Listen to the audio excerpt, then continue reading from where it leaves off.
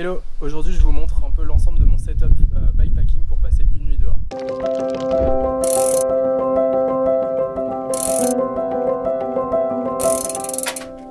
Donc je suis parti vendredi soir à 19 h, on est rentré ce matin samedi à midi. On était un groupe de 6 personnes, 3 garçons, 3 filles, c'était vraiment cool. Eux étaient surtout en gravel, j'étais le seul en VTT, mais c'était ma première sortie flashpacking ici dans le nord, parce que j'ai cumulé 2 tendinites coup sur coup et j'avais pas encore eu l'occasion. Du coup c'était très cool d'enfin passer la nuit dehors, ça m'a permis de tester pas mal de nouveaux matos que j'ai eu, comme mon vélo, mes sacoches de bikepacking, etc. Même s'il y avait encore des choses à faire évoluer, je me suis dit que j'allais vous faire un petit compte rendu sur ce qui a marché, ce qui a moins bien marché, et vous montrer tout ça. Déjà au niveau du vélo, je suis parti avec mon Trek Roscoe 7 de 2020 avec 120 mm de débattement à l'avant. L'ensemble de mes sacoches est surtout concentré sur le milieu et l'avant du vélo. En fait, j'ai toujours pas reçu ma sacoche de celle que j'attends. Du coup, je suis parti avec un sac à dos, chose que je fais quasiment jamais en temps normal pour du bikepacking parce que ça fait trop transpirer. Et je confirme, c'était vraiment pas la meilleure expérience. Bref, c'est pas grave, ça s'est quand même fait et tout, c'est que j'avais besoin de transporter l'appareil photo parce que je faisais quand même quelques images aussi, et puis il me manquait juste de la place pour pacter ma doudoune, qui au final j'aurais pu m'en passer.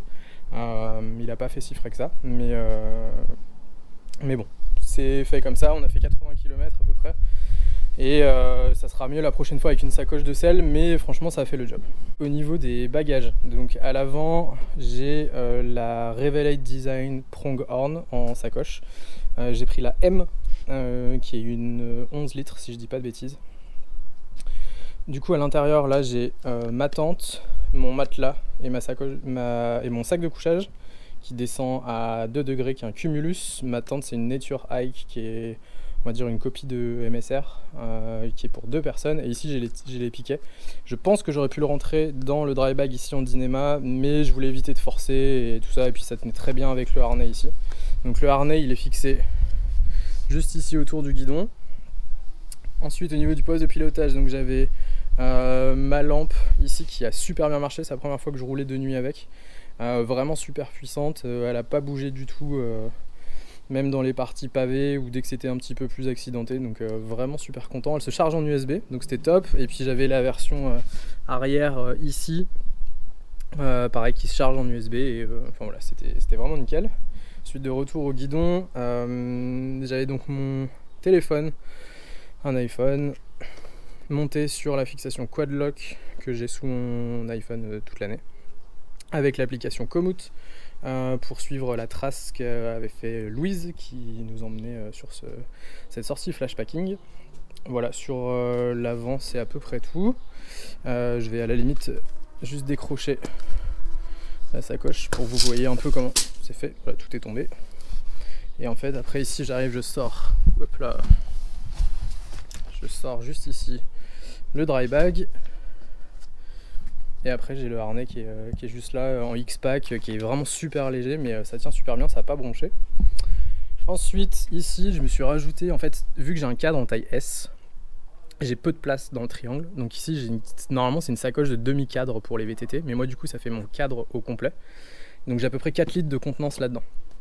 Par contre ça me coupe l'accès au porte-bidon, donc en fait de manière temporaire j'ai juste fixé un porte-bidon que j'avais avec du scotch électrique. En vrai ça marche super bien, ça n'a pas du tout bougé malgré les pavés et tout ça, et malgré la bouteille qui était pleine. Donc ici j'avais un bidon de 750 ml, et dans ma sacoche Ortlieb j'avais en plus ma gourde Clean Cantine, bon là qui est vide mais que j'avais rempli, donc j'avais à peu près un peu moins de 2 litres d'eau je dirais, peut-être 1,5 litre.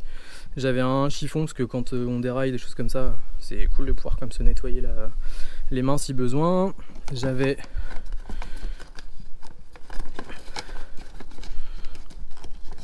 hop, une chambre à air en 27,5 plus au cas où je crève. Et j'avais ma pompe, pas la meilleure, pas la pire, mais voilà, au moins ça tient dans la sacoche de cadre. Et voilà, c'est tout pour cette sacoche. La chambre à air tenait pas mal de place à l'intérieur. Je pense qu'il faudra que je trouve une meilleure solution pour la prochaine fois, pour pouvoir justement pacter un peu plus dedans. C'était pas optimisé du tout au niveau du cadre, mais bon, ça suffisait. Ensuite ici j'ai une sacoche qui normalement se met plus sur l'avant, mais j'avais pas la place avec les fixations du cadre, de la sacoche de cadre. Donc du coup je l'ai mise là à l'arrière et ça a super bien marché. C'est une sacoche Alpamayo Design qui est une marque qui édite plus je crois maintenant. Cette sacoche je l'avais achetée en Écosse pendant mon trip bikepacking. Si vous n'avez pas vu la vidéo je vous invite à aller la voir, je vais vous mettre le lien dans la description.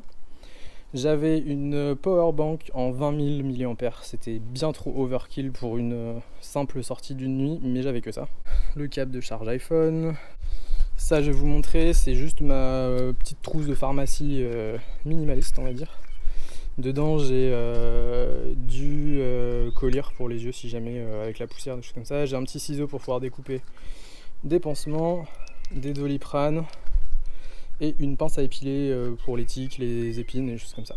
Voilà. Donc ça c'est en X-Pack, c'est étanche, donc du coup mes pansements sont jamais mouillés.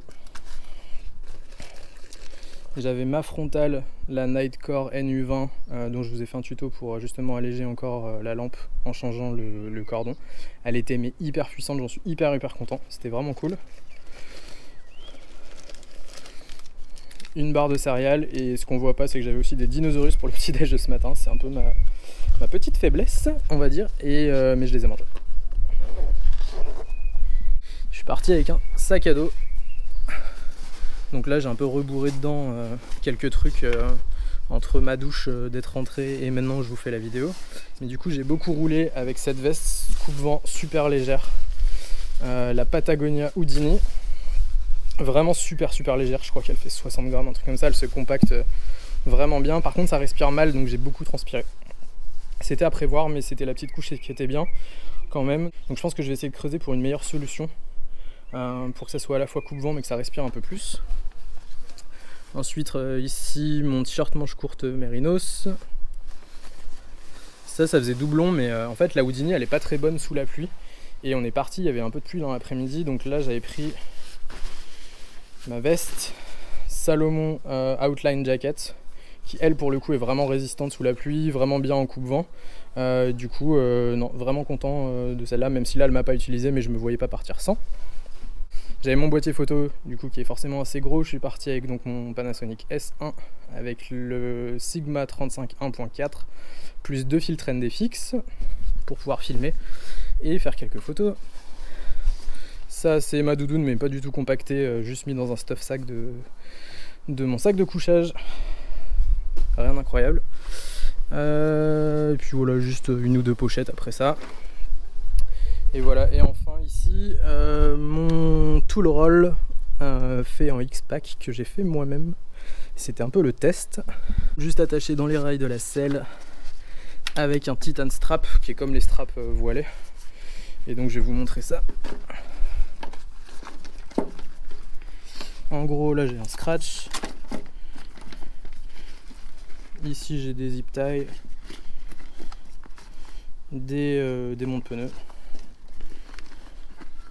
ici j'ai un outil pour ouvrir et refermer les maillons rapides de ma chaîne si jamais j'ai besoin, et dedans j'ai un maillon 12 vitesses d'avance,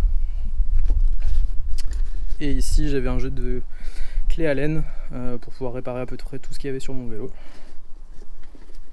Et puis dans la poche zippée, j'avais genre patte de dérailleur, kit réparation crevaison, dérive chaîne et choses comme ça. Voilà, je suis vraiment content. Bon, j'en ai pas eu besoin, mais je suis vraiment content parce que elle a pas du tout bougé, c'est super bien resté sous le vélo. Voilà, comme vous l'avez vu, en fait, j'avais pas de nourriture, ni de popote, ni de réchaud. J'en avais pas besoin, on avait prévu de s'arrêter en route en fait pour simplement manger dans une friterie. C'est l'avantage dans le nord. Par contre, c'est clair que pour les prochaines sorties, c'est là où avoir la sacoche de selle plus une sacoche clipsée sur l'avant de ma sacoche principale au niveau du guidon se révèle intéressant, parce que du coup je pourrais le cumuler avec une petite sacoche que j'ai à mettre autour de la taille, dans lequel là je peux mettre mes petits accessoires, mon appareil photo, des choses comme ça. Du coup ça me permettrait juste de pouvoir venir rajouter ma popote, mon réchaud et quelques vivres. Par contre c'est clair que si je dois partir plus longtemps, je pense que c'est là où je repasserai sur l'option potentiellement porte-bagages avec mes mini paniers hors clip gravel pack que j'avais notamment en Écosse sur notre trip en fat bike, parce que clairement j'ai pas de quoi partir avec une autonomie énorme en termes de nourriture. Voilà, je pense quand même avoir fait le tour, j'espère que ça vous aura intéressé. Si vous avez des questions, n'hésitez pas à les poster dans les commentaires. De toute façon, je reviendrai prochainement avec une vidéo un peu plus détaillée sur mon setup de bikepacking, en allant un peu plus dans les détails au niveau des sacoches et des choses comme ça. C'est juste que là j'ai profité de l'opportunité d'avoir le vélo qui était encore tout chargé pour vous faire ce petit retour d'expérience, ce qui a marché, ce qui a moins bien marché. J'espère que cette vidéo vous aura plu, n'hésitez pas à vous abonner, à liker cette vidéo. Et moi, je vous dis à très vite pour une prochaine vidéo. Ciao!